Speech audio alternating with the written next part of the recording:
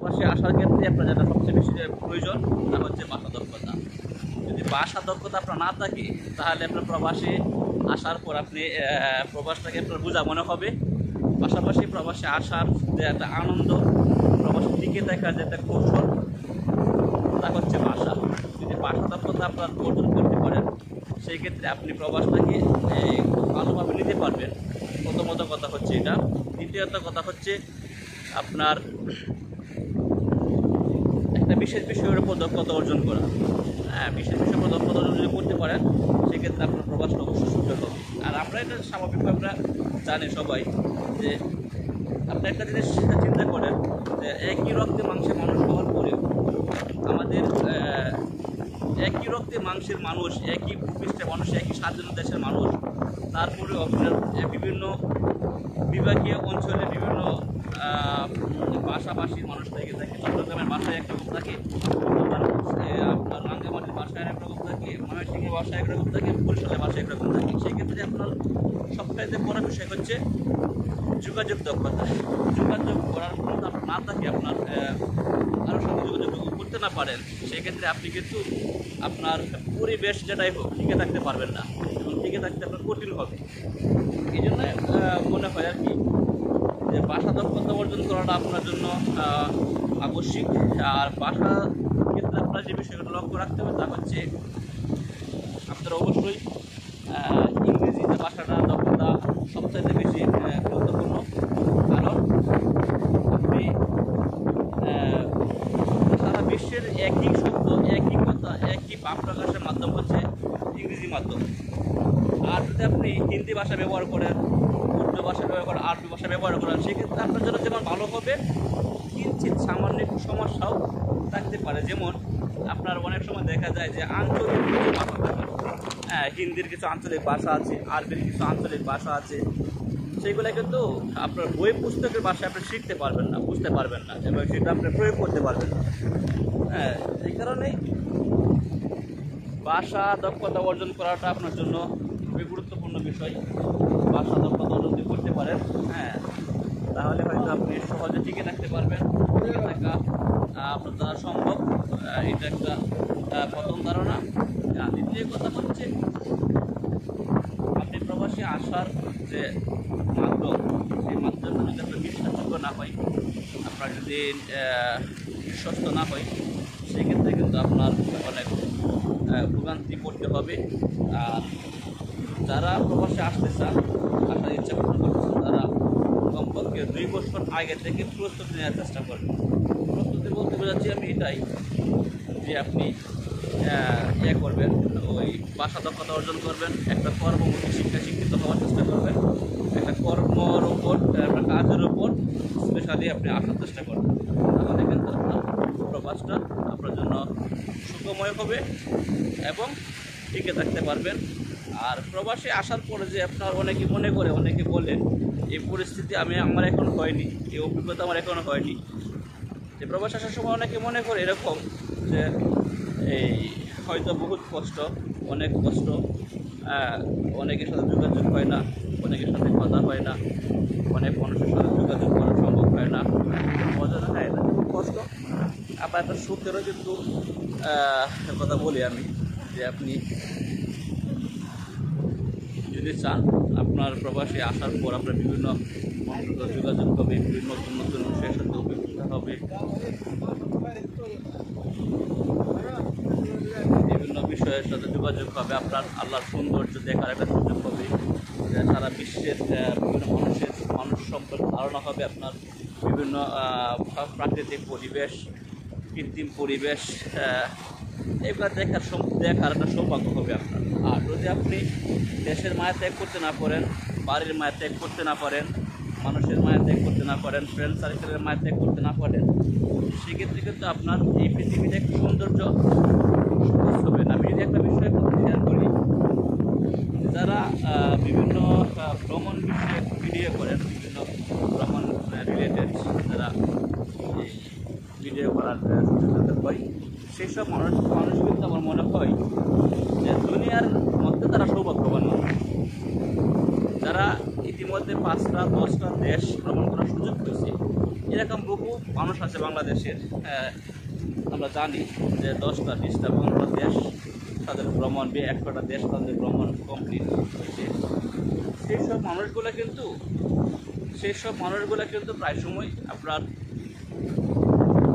বিভিন্ন দেশে যান, বিভিন্ন দেশ সম্পর্কে তার ধারণা হয়, বিভিন্ন দেশ সম্পর্কে তারা জানতে পারে, বিভিন্ন দেশের কালচার, বিভিন্ন দেশের সৌন্দর্য, বিভিন্ন দেশের নিয়মকানুন তারা জানে। এটা একটা বড়ই একটা সৌভাগ্যের বিষয় আমি মনে করি। আমার একটা অভিজ্ঞতা হচ্ছে এরকম, যদি আমি যখন প্রথম বিমানবন্দরে আসলাম, প্লেনে আসলাম, যে বিমানে আসলাম আমি ইন্ডিয়াতে আসলাম প্রথম ইন্ডিগোর মাধ্যমে, ইন্ডিয়া আসলাম। ইন্ডিয়া আসার পর ইন্ডিয়াতে আমার সম্ভবত 1-1.5 ঘন্টা অপেক্ষা করতে হয়েছে 8টা বিমানের জন্য। তো সেখানেও আমি ভ্রমণ করার জন্য আমি সময় নিলাম, ভ্রমণ করলাম। কিন্তু মোট কথা হচ্ছে যখন আমি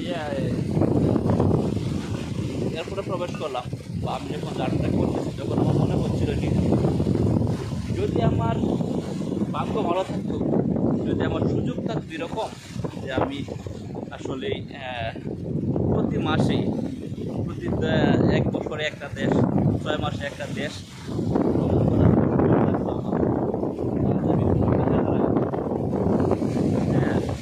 যদি আমার আমি পারতাম, আমার সুযোগ থাকতো, সেক্ষেত্রে কিন্তু আমি অবশ্যই আমার এই সুযোগটা কাজে লাগানোর চেষ্টা করতাম। ভাইজান জান কেন কি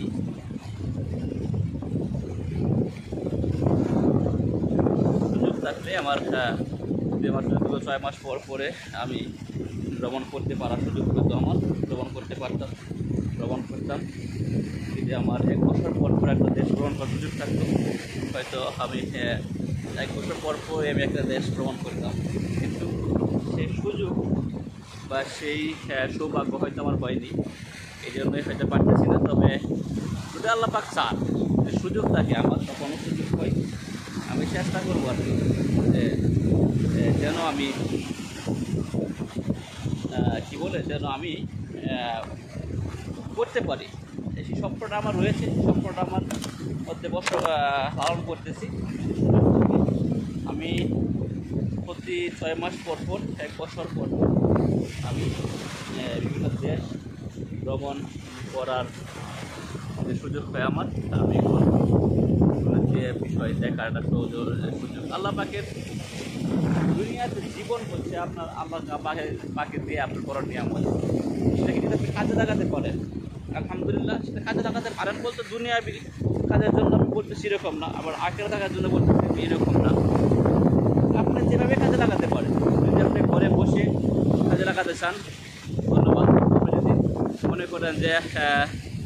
আপনি যদি মনে করেন যে ঘরে বসে থেকে আপনি কাটিয়ে দেবেন, হ্যাঁ পারবেন। আপনি একটা ইউনিয়ন পরিষদের গণ্ডির মধ্যে, একটা উপজেলার গণ্ডির মধ্যে আপনি সময় কাজে লাগাতে পারবেন। আপনি যদি মনে করেন যে আপনার আপনি একটা উপজেলাতে বসে আপনার কাজে লাগাতে পারবেন। কথা হচ্ছে যে এই আল্লাহ দেওয়ার জীবনটাকে আপনি উপভোগ করতে চান, তো অবশ্যই আপনার আসতে হবে, চোখ কান খোলা রেখে আপনার সাহস করে আপনার এই দুনিয়া ভ্রমণের সুযোগ নিতে হবে, দুনিয়ার সৌন্দর্য দেখার সুযোগ নিতে হবে। আজকে কিন্তু আকাশটা মেঘলা, সৌদি আরবের আকাশ কিন্তু আজকে মেঘলা, আপনারা জানেন সৌদি আরবের আকাশটা মেঘলা। এই জন্য দেখেন আজকে কিন্তু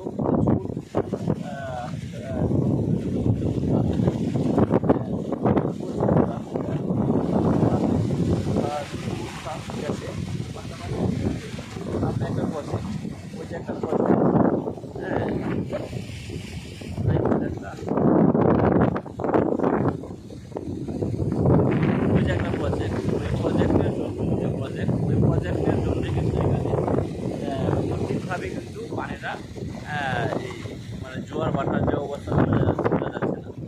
হ্যাঁ দেখেন সুন্দর আল্লাহ পাকের নিয়ামত, আপনার কাছে শুকরিয়া। আসতে পারছি, যদি আমার সুযোগ হয় সুযোগ থাকে আমার, আমি চাইব যে আরও যাতে আমি বেশি পরিমাণে দেশ ভ্রমণ করতে পারি, বেশি পরিমাণে দেশ ঘোরার সুযোগ হয় আমার। হ্যাঁ, একটা বিষয়। একটা বিষয় হচ্ছে কি, আপনি যে জায়গায় চান, আমি যে প্রবাসে আসলাম, হয়তো অনেকেই না, এটাই স্বাভাবিক যে আমি 2 বছর 3 বছর 5 বছর হয়তো চলে যাবে আমার, কিন্তু এই যে 2 4 5 বছরের মধ্যে আমার পরিবারের মানুষদেরকে দেখার, স্পর্শ করে আমার বাবাকে দেখার, মাকে দেখার, আমার সন্তানকে দেখার, আমার বাবাকে দেখার, আমার মাকে দেখার সুযোগ আমার হবে না। এটা যেমন সত্যি কথা, এটা অবশ্যই একটা কষ্টের বিষয়, কিন্তু কষ্ট করে কি আর করা, আল্লাহ পাক ভাগ্য নির্ধারণকারী, ভাগ্য আল্লাহ পাক যদি পছন্দ করে, তাহলে তারা যে কল্পনা করতেছে আমাকে স্বপ্ন দেখতে আসছে, বড় কিছু বড় কিছু।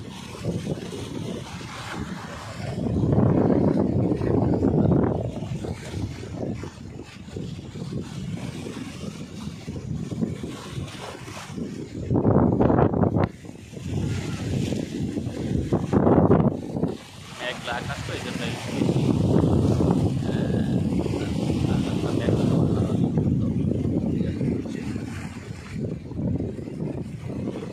ভয় করতেছে আমার কিছুটা, এখানে দাঁড়ানোটা সংগত